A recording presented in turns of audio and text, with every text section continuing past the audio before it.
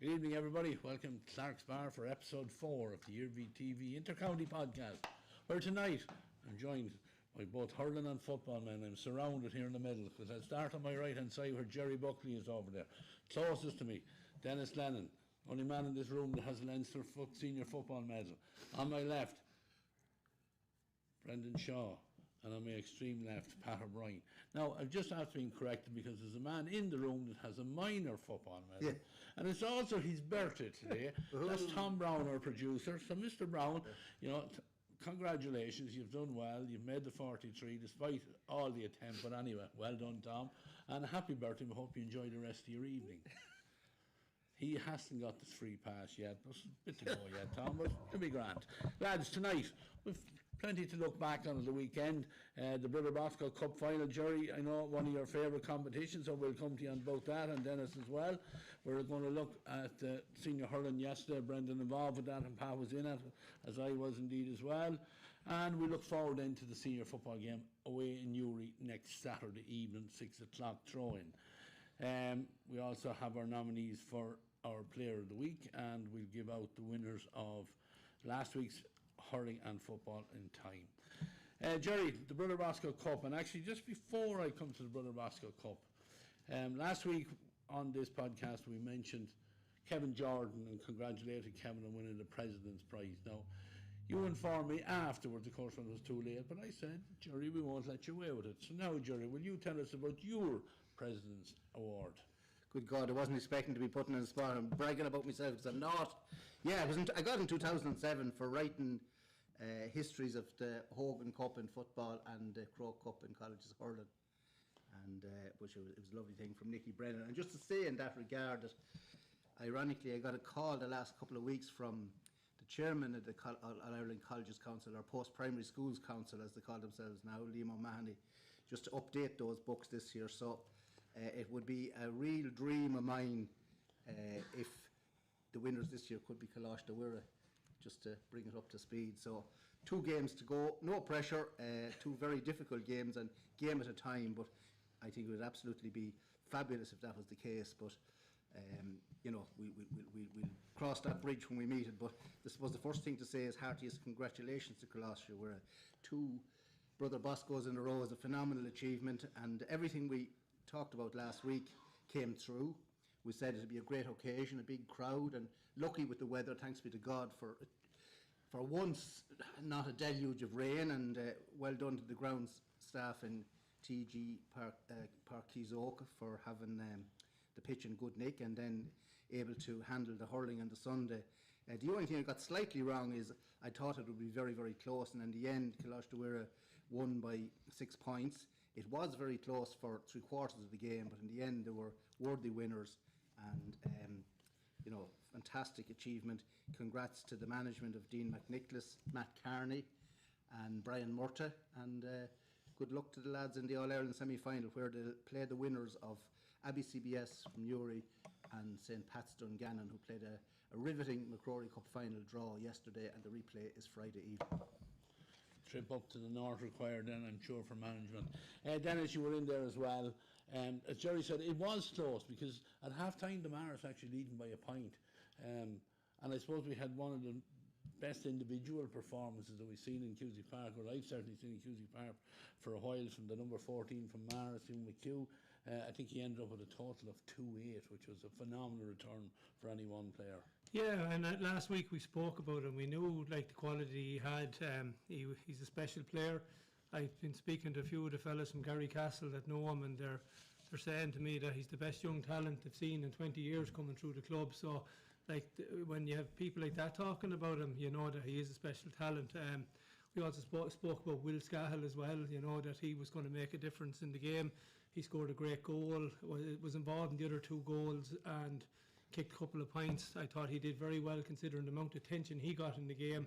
It was one of those games that you could nearly call it, and we said whoever stood up in the other team would make the difference, and players like Shane O'Brien stood up, kicked 4 points. There was a number of other players for CBS stood up.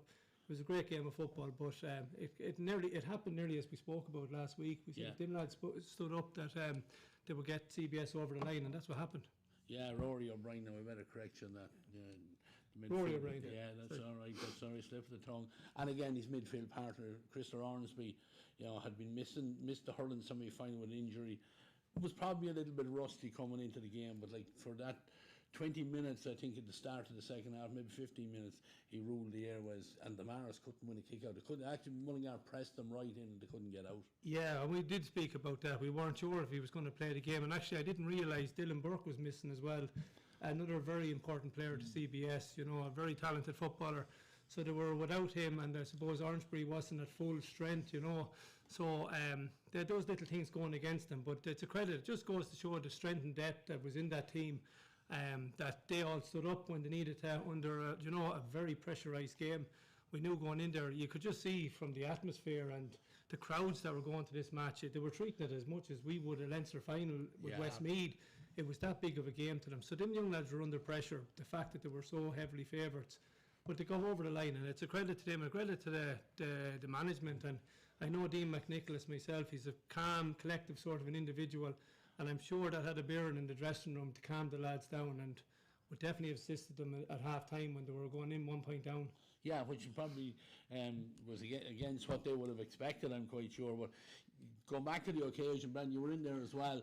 But the actual scenes when the Coláiste supporters arrived on the ground, and I presume they had marched down from the school itself, but I heard, I didn't know what was coming in. It was great colour and noise in Cusack Park. I have to say, one of the noisiest games I was ever at.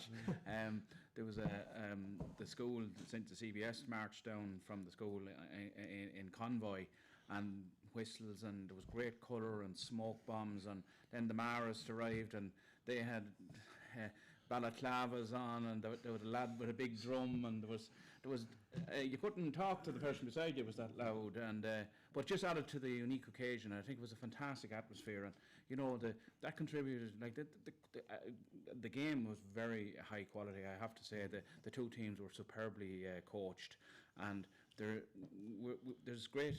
Mark McHugh was sitting behind me, and I'm sure he was very impressed with what he sees the future of Westmeath football, because there's some outstanding talent there, right on both sides.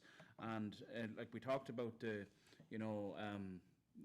Chris Dorr and Will Scahill, but there's a couple of other guys there that really impressed me. Were from there was Sean Whittaker from Whittaker from Tuberclare, and Dara Locke from Athlone. They were really a big threat and scoring forwards, and it's a testament to the school. Of course, it is an under-19 competition, but it was a high-quality game, and I was very impressed with both teams. Yeah, and Dara Locke, actually, I mentioned for Andrew Henson, who wasn't able to line out, and it was by coincidence neither did the number 15 that was listed for Coláiste, and that was Stephen McQuaid, who got picked up on injury during the week. So I suppose those two losses nearly balanced each other out, as it turned out, over the game. But it was a game that Coláiste probably, I felt, probably should have won it by more. They had that much possession of it, and they missed chances. And Brendan says it's under 19, but they are only young lads, and it was a big occasion. I think the fact that it was an all Westmeath occasion kind of added to the bit of pressure that was there on it. Yeah, there's no doubt about it, and I suppose the rivalry as well of one side of Westmeath against the other side of Westmeath, that adds to it. It was there for me when I was younger. You always wanted to show that the football was this side of Westmeath and not the other side of Westmeath. So I'm sure that added to it. And look, again, the CBS were favourites going into the game. They'd won it last year. They still had a lot of their main players this year. So, it was just, I suppose, it had everything to kind of put them under pressure for that game. But again, they stood up second half. They're 1 point down going in at half time. They come out a completely different team in the second half. They ran at them. They opened them up. They got the scores. And I, like you, thought it should have been probably a little bit more in the end. But they got over the line, and they must be happy with that. James McHugh, though, was a lot of the reason for that as well, though, Brendan. He kicked two pointers, I think, in the second half. One from outside, I think there was another 20 yards on it. Well, he took the game by the scruff of the neck. Like he scored the first goal for the Maras, and it was a really fantastic goal. He took on the defence, but he led the line, and every time he got the ball, he looked like a threat. He was either going to score or create a score. But look, I think Mullingar, the CBS, will be happy to have won the way they won. They know there's a lot more in the tank, and I think they're going to need it against the opposition from Ulster, because, as we all know, these teams in Ulster, they specialise in this competition, and they will be difficult opponents, whoever it is, Dungannon or the CBS in Armagh. So, I think, Stephen McWade being injured, and, the CBS will be kind of hoping that they'll have everybody available the next day, and that getting that game into Christopher Ormsby as well will they know they'll have work to do, and it's a nice way to win a final. Yeah. And they're going to be hard stopped. Gerry, am I right in saying for a long number of years there was a different age group for Ulster schools and down south? Am I right in that, or no? You were 100% right, Jay. You're 100% right. And you had a situation where I often allude to Pat over on my left, like Pat's brother Aidan did fantastic work down in Good Counsel in Ross. And the 1995 final, just to give you an example on that, Pat's Mahara beat Good Counsel in the final. Good Counsel then won it 4 years later, their only win. But Sean Marty Lockhart was the captain of Pat's Mahara in Ulster when they won the McCrory Cup, but he was overage for the Hogan Cup, couldn't play the Hogan Cup matches, which was kind of an unusual. That's the way it worked. Right, I think it was under 19 the North, under 18 and a half when it came to the All-Ireland situation. Right. It's under 19 right across the board now, so yeah, you're 100% right. No advantage. I remember, but the McCrory Cup is the McCrory Cup. In many ways, it's the be-all and end-all up in Ulster. You want to see the programmes to bring out for the finals and that. They're like almost books, never mind booklets. Fantastic, interesting. There was a lovely book written about it some years back. I gave the fella a little bit of information, a few photographs and stuff I had. A fella called Aidan Walsh, no relation of our own, Aidan Walsh, did a lovely job on it. And I kind of researched fellas from Westmeath who had won McCrory Cup medals. Mickey Fagan from Castle Pollard won 2 with Pat's Cavan in 62 and 63, and one that went unknown to me because I think he might have been a sub at the time, but Patrick Doherty's father Eugene won a McCrory Cup medal many moons ago, and I spoke to Patrick about it since. But it's a fantastic competition, something similar to the Harty Cup in Munster. Many as the fella in Munster prefers to win a Harty Cup rather than a Croke Cup, and many of the fellas in Ulster, the be-all and end-all is the McCrory Cup. But when they get out of Ulster, they're formidable opposition, and Kalash de Weir are going to find that out in 28th of February, whatever date it is. whatever. But you're absolutely right in that, and that's, I'm giving you a high-profile example of it. Fair enough. Yeah. Look, before I'm going to move on and just talk about the benefits to Westmeath football, but just one point I just want to say, put it out there for our listeners and whatever else. The county board were under pressure going into that to play that game with the hurling game on the Sunday. The announcement came, and I know it was done in both schools as well, asking supporters not to go onto the pitch. And I tell you, I thought it was absolutely a credit to both schools, the way they stayed off it. Mary's got the cup, they came down the line and they stood in front of their own supporters. No one came out onto the field. And I think, I spoke to some of the county board officials and they were nervous obviously going into it because the forecast wasn't great for Sunday, and I know they really appreciated the fact that the pitch got its chance anyway. So credit to both clubs or both schools for disciplining their young lads. If discipline is maybe not the right word, but asking them not to go on it, and absolutely impeccably adhered to. Now, can I just say, Ray, are you aware that there was a near tragedy in Kilkenny, the Kilkenny CBS Kieran's final? Did anyone see the footage of that? I saw that, Yeah, you saw that, Brendan? Yeah, I did, yeah. The lads came up towards the barrier, and it was very nearly being a mini Hillsborough. It's not a joking matter at all. You saw it, Brendan? You saw the spectator fence collapsed. Spectator fence collapsed, But just going back to the point about the pitch, I suppose the county board were in a no-win situation. They had to host the game on Saturday, the college final, and rightly so. But Lady Luck's shone upon us literally. It was a nice fine day and there was no rain. And credit where credit is due to the schools. They really, instructed everybody not to go on the pitch. And we saw yesterday in the hurling there was little or no damage to the pitch. It was perfect, in perfect condition. So it's a great thing to be able to say. They hosted that final, and then you were able to play the hurling match yesterday. So it's a win-win for everybody. Yeah, kudos to everyone involved there. Looking forward now to these lads. I know the Coláiste we're on lads won't be able to join with the under 20 panel. I presume most of these young lads now are going to be with an under 20 panel more so than the minor panel. Would I be right? Is there any of those lads under 17, Pat? You? No, well, Conor Cleary would be on the Mullingar side is minor. Still a minor for under 17. He's the only one that they have. All the rest of them, there's, I don't know, I think I was talking to the coordinator there in the under 20, and I'm not sure what you told me, it's Annette Bennett. I think there could be 7 or 8 of them lads and that are actually on that under 20 panel anyway. But a lot of all these big names are all definitely on it. You know, like it beds very well for the future. You would expect, you know, with the quality that's there and the size and the strength. Now, Rory O'Brien, I think, is a very good rugby man as well.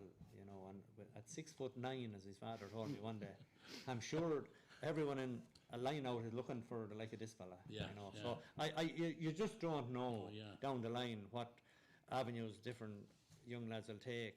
You know, but the fact that Mark McHugh made an effort to come down to watch this, he knows that there's quality here. He heard about it. He wanted to see it firsthand for himself, and I'm sure he was very impressed. You know, if it's forwards that managers love to see, lads who can score, because if you can score, you're a danger anywhere you go. You know, and McHugh was absolutely an exception. You know, to lose a county final or a colleges final or Leinster final, whatever way it is, and to score 2-8, you know, shows that against the tide he still is a really, really good marksman. You know, but the boys were right last week. They stated that obviously Will Scahill was going to be targeted by the Maris. They were going to do a job on him, and the rest of the guys were going to have to step in and step up, and that's basically what they did do. You know, like, I mean, possibly they were listening to Denis at the time, I don't know, but they did actually, you know. And I suppose in one sense I'd say that the boys were quite happy in Coláiste. We were a point down. There wasn't any real worry about it. They just it gave reality to the young lads to say, well, here we are now. We've 30 minutes gone. Everyone telling you we're going to win. You have 30 minutes to make sure you do win. You know, there's nobody running away with anything here. We haven't played. Let's get stuck into it and see what we've got. Yeah, and that's what they done. That's what they did. Yeah, exactly, Pat. Exactly. And you know, they got on top. You know, Will, you know, missed one chance. You know, and then he capitalised like a good marksman. There was a stray ball across the front of the goals, and he nipped in and got it, and he buried it. And I think from the minute that ball hit the net, I think it was only going to be one winner. It felt anyway, even though James McHugh did his best to make a game out of it up at the other end with 2 pointers, and then he got in for a goal when, you know, Coláiste were caught sleeping. And you know, they're all things that I'm sure they'll be analysed and they'll be videoed, and make sure that lads don't tune out, because, you know, it probably was the changing moment of the game, to be fair, and probably, as you said, drove CBS on. But going back to the whole Westmeath setup coming up, I don't think there's been a group of young players together with that much quality coming through Westmeath since, I suppose, the good times, you know. And like, we have the right man in charge now with McHugh. He's a young man. He knows all. He's been involved with a lot of top teams. I know he has a couple of those young lads in the under-20s already on programmes, developing them for the next step up. Like it bodes well. Like, I think going forward that we've so much quality coming through. But as Pat says, we need to keep them at football. There's other distractions, rugby and different things, but if we can keep them at football, like the future's there. It's very good for Westmeath. Yeah, even a bit of hurling, Brendan. Well, maybe, but Denis is correct. Like, you know, there's quality there, and like, you know, there should be a focus to put on these guys now, like that, and progress them through the under 20 and onto the senior panel, like, because they have the quality. There's no question about that, and they're getting top quality football here. So, you know, it's an exciting time ahead, I think, for a lot of these players. Yeah. Just to say on that, Ray, too, like, I was probably one of the few that was at all of their 6 matches this year, and I watched the final as you saw. I wasn't working, so I watched the final with one of 2 men that played in the 2 previous All Westmeath finals. Paddy Walsh, who was probably, I think he was only 15 when they lost to Carmelite in 1981, and then the Bet Maris in 83. Shawnee Hines was the other. But I watched the match, and you probably see a bit more when you're not actually under pressure, kind of scribbling notes down. But as I say, haven't seen all the 6 matches this year. with the exception of the semi-final when he scored 111, Will Scahill was well marshalled in a lot of the other matches, and he also had picked up injuries. So what I've loved about this team is that different players are coming good on different days, and it's a great balance. And my hope is that I won't talk about two match at a time, but for the next match, that if they all hit form, they would take an awful lot of stopping. I mean, I thought the half-back line of Michael Weir, Sean Byrne and Michael Maloney was absolutely superb. They're superb footballers, and they don't probably get the same footage that Will and Christo and those go. Like, they're serious footballers, those lads, you know. I think they each came forward and scored 2 points apiece, you know, crucial score. So it's a very well-balanced team. And, you know, it was unfortunate Stephen McWade couldn't play. Hopefully he'll be back the next day. But I'd be just hoping if they all hit form at the one time, and that very seldom happens in life, in the real world we live in, someone will have an off day. But if they do, they'll take an awful lot of stopping. Yeah. Just and it was a huge advertisement, say, for all the young lads that were in St Mary's and Damaris that are in first year and second year, to see what their senior boys in the school were doing and the occasion that they were involved in. They would go home and they'd be dreaming, going to sleep about, I can't wait till I get to fifth year and sixth year to play for the school at that level, and that such excitement. You know, you have to admire the young people, you know, they bring such colour and excitement and all that's with it. They obviously didn't read the back page that I was that was fine. That was fine. I was hoping they wouldn't. Yeah. But the bottom line is, you know, we don't have too many occasions like that. Yeah. And for anyone that was there, sure, it was there in their memory going forward for years to come. You know, the occasion will always outstand longer than some of the parts of the game, you know. But for the smaller, younger lads, they will be saying, oh, I'm going to stay training, and I'm going to stay at this. But you know, you hit the nail on the head, like, 'cause I seen even Will Scahill posted after the game, dreaming about this since first year.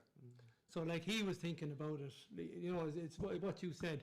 And the other thing is, like, for the last number of years, as Westmeath went, we've been looking at it awfully, achieving so much at underage level, and we've been so far behind. Now we're in a position, and it's more exactly what you said. We have a group of players now that are special. We really need to push on with this group of players. We need to baby them. We need to do whatever we have to do to develop them into top senior intercounty footballers. And at the moment, we have everything in place for them, you know. Yeah, just to add to that, Pat's again point, as Denis said, is an excellent point. And I saw the Coláiste second year team this year. They lost to Knockbeg narrowly in a Leinster semi-final down the Thai a couple of weeks back. And while everyone was disappointed, I still thought they were a very, very good side. But I looked last week, Knockbeg went on to win the final against Coláiste by a cricket score. So it just again puts in perspective that there's lots of good lads coming through. And I'm not going to name check them, too young to be putting pressure on lads. But there's about 4 or 5 lads in that team. I think they're going to be excellent footballers. Good stuff, good stuff. So the conveyor belt working well there, and I'm sure, look at all the schools, you know, it's only going to be an incentive to the likes of St. Joseph's, the community school in Moat, you know, to get up to that level as well and try and knock Coláiste off the pedestal. And if that happens, it's all the better for Westmeath football. Moving on, lads. Brendan, as we said, we had the hurling game on a Sunday, and thankfully the pitch was in good order for it. We came out with a win. I suppose that was the big positive of it. I spoke to Gavin after the game, and you know, it was a difficult game. It was a local derby, and you know, the whole Johnny Greville thing about he knowing every Westmeath player, which he obviously did, not only the Raharney lads, but you know, looking at the end of the day, all we could do was come in and win, get 2 points, and that's exactly what we did. Exactly, you know, the objective was always to come out with a win, whether we won by 1 or won by 10. The records will show we won the game, and okay, we might have been hanging on at the end, and we defended it a few last grasp chances that Meath had there for goals near the end. But I think overall, we played the better hurling, and Meath will probably say, well, we missed a lot. We missed a lot of scores, but look, we got the win. That's the important thing. It gives those guys, we did bring on a lot of subs yesterday in the second half. We were on 5. I think it was 5 subs overall. Maybe we got a little bit disjointed towards the end. We weren't as cohesive as we were at the start of the game. But look, some of those guys, it was their first game, you know, for many months.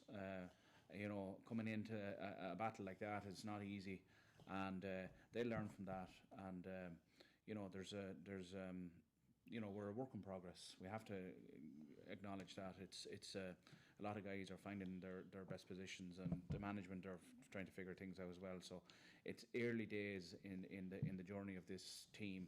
And look, a win, we're happy with the win, and we'll move on to the next game now, and we'll build on that. Yeah, and I think it's something I was talking about today about it as well, that the lads that came on as subs, okay, I think maybe definitely 3 of them, I think, were making their debut at this level. Yeah, like John Fry, Dean Ennis, Jack might have come on last year. Andrew Shaw, well, he came on last week in Kerry. Nisha, I think, would be his first. First impact, yeah. Would, yeah. Now, like Nisha has been injured since the county final last year, and you know, to come into a maelstrom like that, a battle, it's difficult to get up to the speed of it, and I think that was maybe a bit of a challenge for them. But look, the management are blooding these players and giving them that experience. You can't beat that. Like, you can do all the training, and nothing beats playing in a match like that and getting the win. Like, that's the important thing. Like, that we got out of there with the win. Nobody will remember this in 2 weeks. Never mind. You know, it's we'll just move on, and the next challenge now is London in 2 weeks. Pat, you were at it as well, watching it. What did you make of it? Yeah, well, the first thing I would say, the standard of hurling was an awful lot better than what was below in Tralee. Yeah. You know, first of all, it was a very entertaining game. You know, because, like, if you think of it, in the first half we had 25 scores, 15-10, and I think there was only 2 frees scored in the whole first half. You know, I suppose we looked to be in control, and yet we were hanging on. But in the end, I think we were. If it was to go to the very end and work backwards, like, Meath had worked their way back into the game, but they were winning a lot of frees that we were kind of panicking on giving them. You know, out of the last 1-8 they got 1-7 were frees. But they actually had an opportunity to actually go for the draw when it was down to 1 minute in injury time. A ball went into the square, and kind of nobody, I'd say it was lack of communication between the full back line and the goalkeeper, and it ended at 65. And there was only 3 points in it. 2 points in it. Only 2, yeah. 2 points in it at the time. And the free taker, like Mark Levy, who had scored 1, 2, 3, 4, 6, 7 frees and was very, very good, decided he wouldn't go for the score. He wouldn't put it into the square, and he put it out to the wing. And we overturned it, and the ball went down the field, and Killian got free. And instead of going to a 1-point game with a puck out and 1 minute to go, it was 3 points and a puck out at the other end of the field. It was a kind of baffling. I don't know. I'd say Johnny was wondering, well, what decision did this chap make? Because most players, no matter where you were, would go for the point and say, we need to win the puck out. And they were in the ascendancy. But apart from that, look, there's positives and negatives in this. The negative part for me would be we didn't create goal chances. And Meath did. Even in the very first minute, Meath had a goal that you would expect your under-12 boy to score. The ball just came across the square. He was completely isolated. He decided he'd whip on it. He didn't connect, I think, the first time.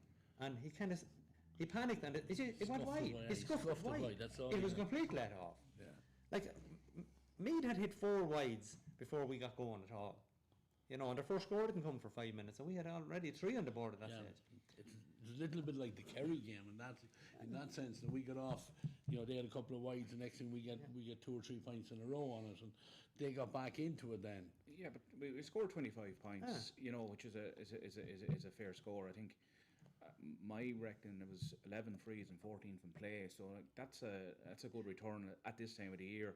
You know, the pitch was, it wasn't top of the ground and stuff, but it's still, I thought we worked the ball very well, particularly in the first half. I thought, you know, we got some lovely scores. We played the short diagonal balls and created space, and you know, we were working the scoreboard well there in the first half. The Meath were always going to come back at us, and you know, they showed maybe a huge physical. You know, they were up for the battle, and they got to grips with our you know, short game, and they started to squeeze us a bit, and you know, we were lucky really in the end to get out of there. As Pat said, you know, if that game going back to a point, there's a good chance that you know, being able to work an equalising score. But look, a win is a win, and we'll move on. Gerry, you were on duty on it yesterday. It was, I think, exactly as the lad said. I think in the end we felt we got out of jail, that they had missed their goal chances. But, you know, we still, at one stage during that second half, I think we were 8 points clear. We were, yeah, and Brendan said he's counting all Killian's as frees. Killian scored 4 from play, so seven frees. Yeah, 7 frees and 8 from We did 18 points from play. And Denis will vouch. My notes as I was doing, I have a heap of question marks when my man took the 65. In other words, what was he thinking of? And I said it to you off air beforehand. I said, that was a 65, lads, wasn't it? Because lads said to me afterwards, no, it was. I said, of course it was a 65. And I remembered how it came to me. And it was baffling, absolutely baffling that he didn't go for it. But he didn't go for it. And the lads have, you know, they've summed it up about the goals. And I wasn't in Tralee, Pat was, but Paul O'Donovan, a colleague of mine, was in Tralee, and he also thought it was an improved performance, better hurling, but he complained as well that we're not creating goal chances. And like Meath had a heap of goal chances. Mikey Cole, who's a fine hurler, he missed 3 goal chances. He was responsible for that first one and 2 others. Now, there was good blocks going in as well, and there was another weak shot at Sean Jackson, and Meath could have conceivably scored 5 goals in that match, and we didn't look like creating a goal. Now, in fairness to Kevin, he was honest about it afterwards, and he also honed in when he was asked about what the lads have said about the frees. He made a good point that maybe wouldn't register with a lot of people. He said, some of these lads who are new to Intercounty, they're moving from a 60-minute game to a 70-minute game, and maybe their mind was tuned to a 60-minute game, and the last 10 minutes there was a bit of lazy fouling, and up to that astonishing decision, like Mark Levy was the guy, he was putting them all over the bar. So yeah, we rode our luck a little bit, but I said the same after the Sligo match in football, and I said it's 2 points on the board and we move on. So if you're to get the famous, I'm saying it every week, Paddy's rub of the relic, if a little bit of luck here and there doesn't go astray, and overall it's great to have the 2 points in the bag. We've 3 points on the board. I'd have to say, in fairness, I'd be wrong not to bring it up that, you know, while obviously we want to get promoted, when you see the demolition job that Clare did on Down in the division above us, like, you know, to get promoted, there'd be huge improvement needed to compete at that level, but the target is still to get promotion.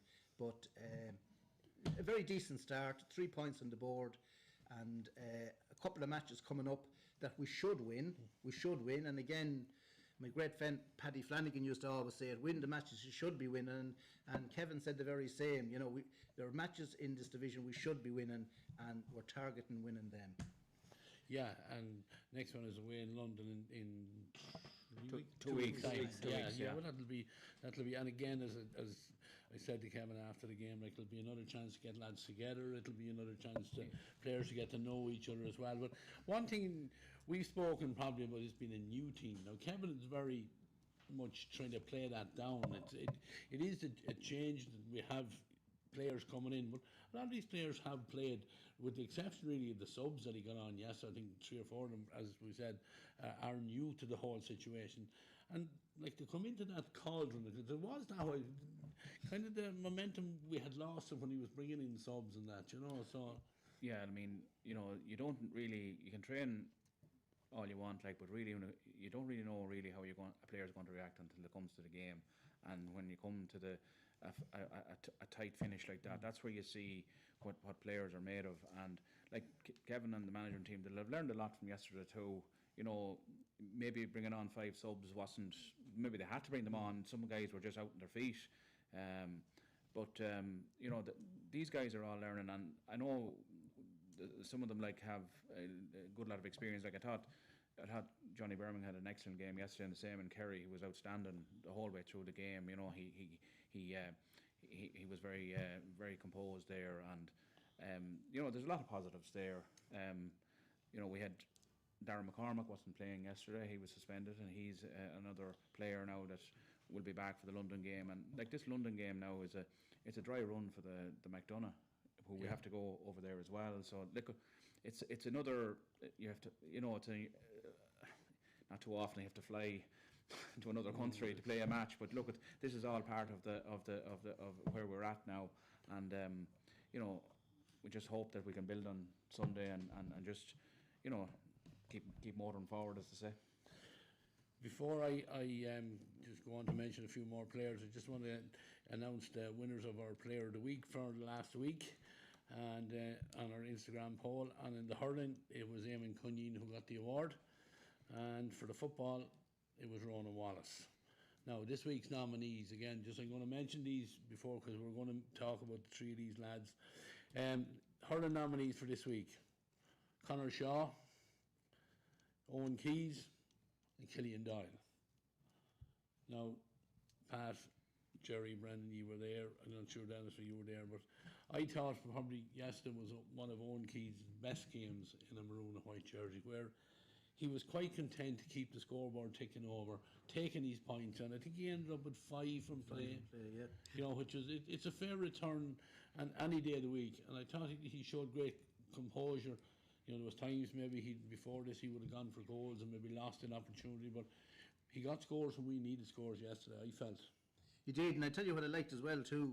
Like, we're talking about Killian's late free after their, again, astonishing decision not to take the point from the 65. That arose from a great catch from Owen Keys. Do you remember that? Great catch. Yeah. We needed somebody to field the ball under pressure, and a few of his points were after nice bits of fielding. And you know, again, you've hit the nail on the head there, Ray. Like, there were probably times when you'd say Owen might have in previous years gone for a goal, sensibly tapped the ball over, kept the scoreboard ticking over, and I thought he had an outstanding game, absolutely outstanding game. It was great to see him play so well, and it'll do his confidence the power of good. But his fielding, I loved his fielding yesterday. It's probably an art that's gone out of the game a little bit in recent years, but I thought he put in a tremendous display. Yeah, Conor Shaw. Conor has been in around this county team for a while. You know, he went travelling, dropped over, whatever. But you know, he's gone into a pivotal position there at full back. But he made one block right at the very end of the game. He was at the opposite end of the field where I was. Pat, you probably got a better. Yeah, I know that. I mean, that was an inspirational block because that was Mickey Cole. The whole place had opened up completely for him, and he was just ready to pull, and Conor just got to come across and tip it away. You know, and that was, after hearing the notes that Shane Williams done the same earlier on, you know, but they were two goal scoring chances that were created by Mead. You know, I mean, I'd be a little bit different than Brendan and the other boys saying, I know 2 points is fantastic, we'll move on.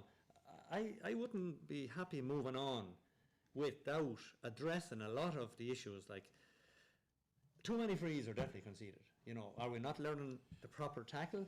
Are we afraid to stand him up or whatever? Or are we just being lazy? You know, there was one incident yesterday where one of the chaps, our defenders, fouled just under the stand, and the free taker hit the ball straight across the other side of the pitch, and within 30 seconds the same player fouled again. You know, and then he got the score. You know, but out of, like, from the time of the penalty, that was a free. They scored 1-7 out of 1-8 was all frees. You know, if we could understand that, well, they're not doing an awful lot of damage here from play. Just hold them up, stand them up, whatever, and that's something we have to address. Also, we've gone through 70 minutes without scoring a goal. And I said last week that Laois are the pinnacle team, we think, in this group, that possibly ourselves and Kerry could come up a little short against them. We don't know, hope not. But if it was a scenario that we ended up level with Kerry, they're going to have a superior scoring difference because they have 12 goals from 3 games. They're averaging 30 points a game. They have 31 points actually. You know, I think for all the credit that we can give the forwards, and they scored 18 points from play, which is very, very good, and some terrific, but you have to be prepared to play as a team and start creating goal chances. Like, I felt we played a lot of individual play yesterday and got scores, but against a better team we can get them, whereas we have to learn to generate the quick pass, the movement off the shoulder, whatever. Also, another thing I would say the management would have to address is the Mead goalkeeper in the first half. He had a total of 19 puckouts, 15 points and 4 wides. He went short with, I'd say, 95% of them, and they walked the ball, hand passed it, three men every time to pass midfield, and we never put a tackle on them. They never were overturned once coming through in the first half. Yeah, got scores. Well, whether they got the score at the other end or not, but they came unopposed, I'm saying. There was no forward working hard enough to actually close them down, get the tackle in, get the block, get overturn. They got too much freedom coming through.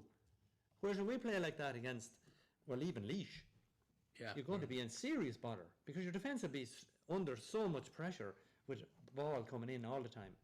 So there are only small things. I'm sure the management have seen all that. Brendan here, my learned colleague, he's on the line doing, I don't know what all this little writing. He's a secretary, I would say. I'm sure you're doing notes as well to say, well look at there is things in here. I'm writing out sub slips, but I'm keeping my opinions to myself on the sideline. You can write that down. You got the seating arrangement wrong. I look at they're all valid points Pat has made. Absolutely, if there's no performance is perfect. There are things that definitely I agree with Pat. We have to work on. Yeah. Conceding that many frees is just not going to cut the mustard, as I say later on. The better teams will really punish us. But look, we have to look at the positives too. I thought Sean Jackson did an excellent game yesterday. It's a difficult role coming in there to start there, but he's done well. And he caught a couple of high balls under the bar, and I thought overall, he done well. Look, there's plenty of work to do. We'd all like to see a goal, more goals created. But if you just look across the games at the weekend, like it's all high scoring point games. I mean, in a lot of cases, like goals they're not as while they're important. If you keep that scoreboard working and you're still ahead at the end of it, I don't think it. A good positive also there, Brendan, would be all 6 forwards scored. Yes. Starting forwards did get on the scoreboard. And just about a goal, I think Peter Clark was very, very unlucky not to have a goal. Yeah, but because the ball, he came in along the sideline and he went like to bat it in. And I watched the umpires. And the umpire on the white flag put his finger across to the guy on the other side. But the ball actually was flicked back by the goalkeeper and play continued. And Peter Clark stood as if he was after scoring and he was, he had his hand up and he's hurley up.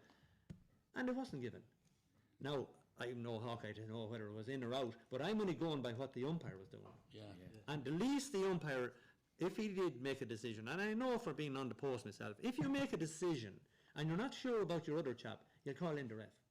And a discussion will happen, and and if you're adamant, you will push your point to the ref. Say, I think that ball went over the line. Are you 100%? Absolutely right, yeah, absolutely right. And again, I'm dragging Denis in with me question marks. Remember, see me question marks here after the goal. We called it as a goal on Radio 3. We called it as a goal. Yeah. And next thing the play went on, that ball was over the line. Now, obviously we're not close to the action. We could see it was over the line. And I thought it was a scandalous decision. Well, it was baffling to know why the umpires won. They didn't actually consult.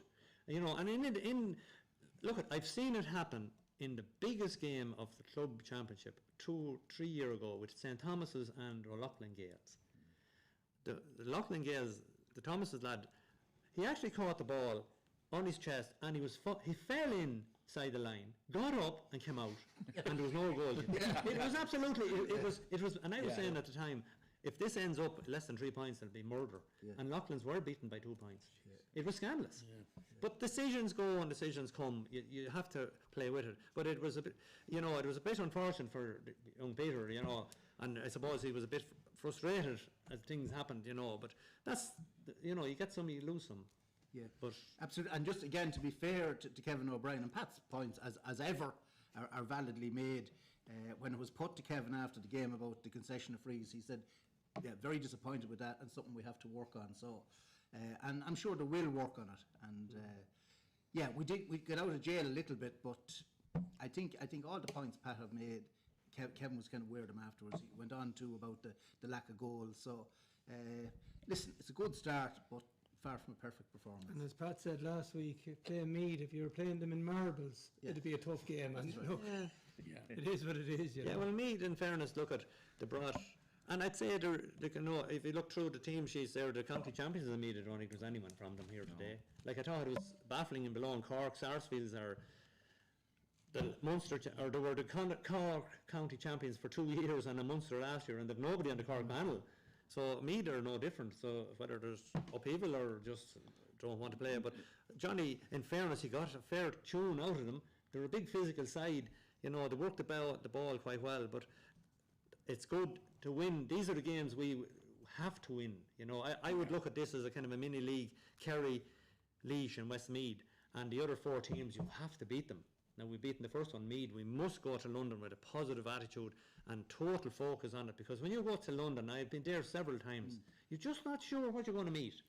You're just not sure, and if they get it, they'll have a sprinkling of players from the big counties, they're living over there, and their attitude would be sometimes really go for it, and other times they mightn't be pushed about, so you just don't know what you'll meet. Then we have Mayo and Gerry Gerry, and Laois. we've Gerry as well. Laois and Derry, So- and then Mayo away in the last game. So, you like another, I suppose, thing. Like Dara Egerton is slowly but surely, making his way back. So he's targeting one of those games to be trying to see where he's at. So that's another. He's a quality defender. We all know what he can bring to the thing. But London will be a different challenge. Like they were well beaten in the first game against Meath, and I'm not sure that they were playing at the weekend. I can't. Kerry gave them. They got it. They were playing in Kerry. They were well beaten down. 5-25 to 1-20. Now I believe their centre back got a straight red card as well. He'll be one of their better players. But look, that's only incidental. We have to go there and perform and improve things from yesterday. And that's plenty of for the management team and the coaching, like, to get that right for the next day. Yeah, and Pat is absolutely right too about, we drew with Kerry, but we're miles behind them on scoring difference. We've +2 obviously with scoring difference from winning, +3 but winning yesterday's match by 3. I think Kerry are +31 or something gigantic. So the draw in Kerry, it's almost a defeat in terms of where you are in the table. It'll take some catching to catch that scoring difference. Yeah, but I have written down here, after 11 minutes, I thought David Williams was outstanding. He was everywhere, and his distribution of the ball was terrific. Our first 9 scores were all from play. Whether you want to credit down some of that to the refereeing of it or not, but we were willing to, if we got the ball into our forward division, we seemed to find a target. We were accurate, and we were finding it. And look at it, there's plenty to work with. It's, as we said, it's a new room, new lads, new positions. The only thing that I'd say at the moment, the lads themselves might be disappointed with or whatever, is they find it difficult to get grass pitch to train on. Yeah. There's a serious problem at the moment, and it's really coming home to hit home with this winter weather. Or lack of a centre of excellence. Well, that's another issue. We won't go there tonight, but we were going to Abbottstown. We may have to start reverting back to it, because at least they would go, they can train. Because at the moment, the county board, I suppose, they don't have any input into whether you're training in Banlagore or Castletown or Rahari or whatever. You have to have a coordinator with you, and they have to pick up a phone and ring to find some club that will give them a pitch. And clubs are looking at their own and saying, well, it's wet weather and we're closed and we don't want this and that and the other. It's tough for management. Yeah, that they have been down on Multi for most of the winter training there, and a fair play to Multi for making their pitch available. But the football leagues are starting back now in the next few weeks, and Multi will be training themselves. So I think the plan is that Paddy Wallace and the chairman is going to approach the rest of the hurling clubs for the months of March and April to make their pitches available to the county team for those months. Going up to Abbottstown is all fine if but it is a huge undertaking for players to make it's a long day, trip home and that, and if you can train in your own county, I think it does make a difference. So that's the plan. I think that the county board are going to say, go to all the hurling clubs, the 15 clubs, and say, look, can you make your pitch available for two occasions in the months of March and April, and spread it around so they're not going to one place too much. So I think that's in the pipeline. Yeah, but it's a scenario that they're after having. This weekend, last Friday, they had no pitch. They couldn't go to train last Friday night, so they had to go and have a team meeting. 2 weeks ago, they were on the pitch, doing the warm-up, had it done, and they were ordered off the pitch. Had to go on at short notice, and a club did let them come down. You know, I mean, that's how can you be in the setup? And these guys, you take some of the guys that we have and meet up in their college at higher education teams, and they're talking to the other boys, and they're saying, oh sure, we're training on the pitch and as good as Porky Keeve, and we have great facility. No, that frustrates them, our lads. Yeah. And that's the scenario, because they're putting in the same effort as all the top guys are. You know, and the onus is still, whether you like it or not, it still comes back to a county board to find the solution. And like we said it before, you can promote it all you want, but it's still 15 years down the line. It's now these guys have to be looked after. There's no point talking about the lads who are starting national school, having things ready in 15 or 20 years' time for them. It's the guys that are here today. It's these guys that you're after promoting from the college matches. They're going to be at their prime in the next 2 years. They need football pitches also. So it's a serious issue, especially with climate change and everything. Like winters, you'd often see to be dry and frosty and crisp. But I mean, it's raining since the 2nd of January. It hasn't stopped. I know sign of it stop either. But it is, Pat is right, it is a serious issue, and I think it's a problem for the GA, not just for Westmeath overall. That, you know, we need to maybe look at the alternative surfaces like other than grass, because the weather we're getting over the last 4 or 5 weeks, like I don't think any grass pitch would stick it the way you know, it's just incredible, and we're not going to change with the split season now. Everything is condensed into that first half of the year, and you just have no option but to play games now in January and February when pitches are in the worst condition, you know, due to the weather. But it's going on a long time. Even when I was playing county, there was sometimes we'd actually leave your house and you wouldn't know where you were going training, and you'd be in your car and you'd be just waiting for the text to come in and tell you you're in Athlone tonight, you're in the, and it's not good enough. Like we were talking about Offaly having success at underage. They don't have that issue.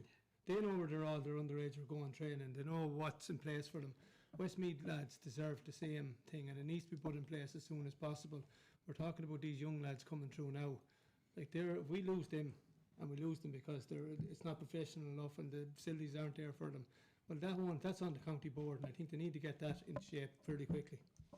Yeah, well, look, I'm thinking later on in some of the podcasts here we will have members of the county board on with it. But like, I'm very well believe that they know exactly what the problems is, and I suppose that's, you know, the ball has been started rolling for regards to centre of excellence, and the sooner it happens, the sooner it moves on. Yes, Pat, it might take whatever length of time, but at least we do need to get it done, and that's the bottom line. I think clubs, you know, if they don't want to let the county teams in, they're going to have to get behind, you know, getting those pitches. You know, you mean on Saturday night, you know, we watch Tip and Cork playing, and you look at the difference in the surface down there, and you know, like it's as good as what it would be during the summer. Can I just say, Ray, you're wishing Tom a happy birthday. If it takes 15 years for a Centre for Excellence, will you bring a photo of it to my grave that I can have a look at? Because I don't think I'll be around to see it if it takes 15 I mean, years. you take that surface in Cork. I would say the Cork surface is probably as good as Croke Park. It's something similar anyway. Yeah, but it's one pitch. I remember hurling in Porky Keeve, I think in '86, and it was like a bog. And I'd say you came down Ray as well. I mean, it was just like a bog, but they just got the pitch, sorted it out, put the proper drainage into it, and it was immaculate. The biggest advantage that what Ben O'Connor said, that his guys are able to play summer hurling now in the winter on the surface. He said they have that advantage over the likes of Waterford, who he said, who came in the first day, and some of the other teams that had been training in heavy ground, but they have it immaculate. Yeah. So my adamant case is we find one pitch. Get it right. Get it right. If you get the one pitch right, everyone can train on it. Yeah, true. Yeah, true. Yeah, and look, I'm sure, Brendan, you're well aware. You were county secretary for a number of years. You're well aware, but even for lads to get a bit of team spirit and whatever else. It's nice to know you're going here to the one place, the one time, and you can build on that. You can build your, you know, your morale and your camaraderie and everything when you're doing that. Well, I think when Kevin was appointed to this role last summer, whenever it was, one thing he was very, very clear from the very start that he wasn't going to train outside the county. He didn't. He said, "We're not doing that Adamstown or Abbottstown thing anymore. The players should be training in their own county." And fair play to Multi, they have facilitated that. Okay, we all know there's a big challenge with the weather, and we have the centre of excellence there. We just have to go and do it now. And you know, the clubs need to get behind it as well. It's not going to happen on its own, and we need all the financial assistance we can get to make it happen. It's not going to be cheap. You know, we talked about Páirc Uí Chaoimh, like I was down there. It's a fantastic facility, and you know, it costs in the region of 120 million. And they have a full-size 4G pitch out at the back of it. Like, so you're talking some scale of investment there. Like, I mean, how many centres of excellence could be built around the country for that money? Kind of money, yeah. You know, so I mean, there's only a handful. Like Páirc Uí Chaoimh is an extreme example. It's minded like, you know. Croke Park. It is. You know, there's one game in it last weekend. There might be another game in it for another 3 weeks. It's not like a pitch where you're going to be training 3 or 4 nights a week. It's not going to be dogged like that. And you know, it's easy to have the pitch in good shape if you've no games on it and you give it that full break of a few days or weeks after, you know, between games. You know, we just have to, I suppose, as a county, look at where we're at and say, look, we need this centre of excellence and we have to just go and do it. Sooner rather than later. Right, lads, we'll finish up with the hurling. We'll move on to next weekend's game back with the footballers back in action, heading to Newry next Saturday evening. I think, Gerry, we were saying 3 out of the last 4 times we've played Newry, or down in our group in the league, we've headed to Newry, so we've another trip on Saturday and evening. it's always Newry Saturday evening at 6 o'clock for some reason. It's never 5 or 7 or half 7. It's always 6, whatever it's suiting, you know. I can take me beating. I've seen Westmeath teams lose lots of matches fair and square, but I think we've been very hard done by the last 2 occasions we were in Newry, frankly, and I hope that we're in a position to kind of reverse that on Saturday. It's a top of the table clash. I know Wexford are still there, and you know, if they keep pushing on, our last matches against Wexford, ironically, probably wasn't a team at the start that we were rating as going to be contenders. So, but again, a game at a time. As I say, I think we've been hard done by the last 2 occasions in Newry, and I just hope we get, you know, fair refereeing. I don't know who's refereeing it this Saturday, and that we're in a position to maybe, you know, we're due a win up there, to be honest with you. I think we're capable of winning it. I was very impressed with what I saw in Ennis. And if we maintain that level of progress, I think we've every chance up there. But as I say, we've been hard done by. And as I say, I don't want to. I don't have issues with referees. You know, they get things wrong, they get things right. But I think they've got things wrong on our last 2 visits up there, and I hope they get them right this Saturday. Yeah, exactly. Denis, we're 2 from 2 in the football. We can't really do any better than that. Even if we did get a bit of luck in the Sligo game, but. Like Mark McHugh and his management will be hoping to, you know, make it 3 out of 3, and the kind of on paper it looks like our opening 3 games are going to be the toughest games. But as Gerry said, you have Limerick and Wexford to come up yet anyway. But this will be one that would be a nice one to get 2 points from. To me, this is the big one. I think this is the best team in that group, other than Westmeath. So they'll know exactly where they are after. It's up in Newry. I know they're going up that day, which probably isn't ideal. I always say if you're travelling more than an hour to a match, you're probably better off going up the night before and preparing for it, have the day and do things right. But they're going up that day to play the match, so that'll be a little bit against them. But I know from talking to the lads, they're very confident going into this game. They know they have the work done. They have the men that they know they have to target. There's been an awful lot of work done in the background. The team is getting stronger. They're getting the lads back. I think young Dylan is back from Milltown. I seen him actually in there doing a bit of training tonight. Like, so I think they're in the best position they could be to play, as I think, the best team other than Westmeath in that group. It's an exciting game to look forward to. Yeah. Look, Brendan, you know, I suppose if you look at it, Westmeath down with the 2 teams relegated from Division 2 last year, so on paper you should be the 2 strongest team, but you know, doesn't always work out, but it would be nice to pick up 2 points away from home again. Yeah, I was up there last year. I think we played them in the, was it in the, I can't remember, was it the league or the League. McDonough or the Talton.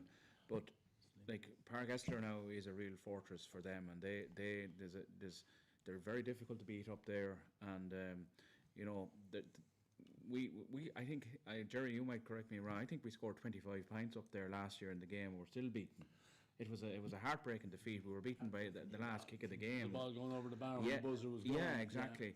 So look, I mean, Mark McHugh knows that this is a vital game for Westmeath. You know, if we can go up there and get the 2 points, it puts us in a very good position in the league. We'll have them on the head-to-head as well.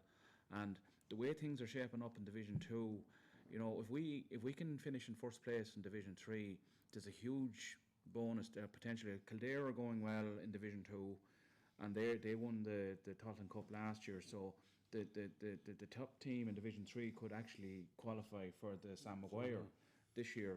It didn't. It's kind of a bit of a lottery every year where the Tottenham Cup team that won it the previous year, if they're high up in Division 2, that means it opens up another position further down the line. So this is a really important game, and Mark McHugh will have no doubt in his mind Westmeath will be going to win this game.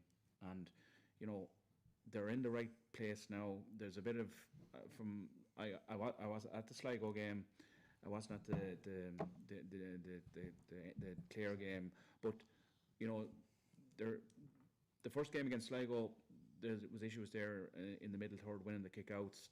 I think they worked a good bit on that. It was a bit better the second game, so that's probably something they'll try and improve on it again. But like, they're in a good spot now, and I think they've nothing to fear going up there. Go up there and give it a lash. Yeah, I think now I think Brendan is correct in what he says. I think there's a possibility this year the 2 teams from Division 3 could get into the Sam Maguire because of what Brendan says about Kildare, and there's no kind of player or a team or a Sligo from the lower divisions look likely to get to a provincial final. So there's a great pathway this year if we can finish in the top. Ideally win it, obviously, but you know, so it's opening up, and Brendan's absolutely right. There's an added incentive. Yeah, well, look, that's all to look forward to next weekend. I don't think we've anything else to discuss here. I think we've covered quite a good week coverage over everything that happened at the weekend, and looking forward to next weekend. We did get around to wishing Tom Brown his happy birthday as well, so just to reiterate that in case anyone didn't hear it at the start of the programme, we'll get it in now again. Happy birthday, Tom. I think we'll finish up, lads. We'll be back in next Monday. Pat, Brendan, Denis and Gerry, many thanks. Gerry Gavin is on camera. Sinead is in here again, as always, keeping an eye on us, keeping us under control. See you next week, lads. All the best.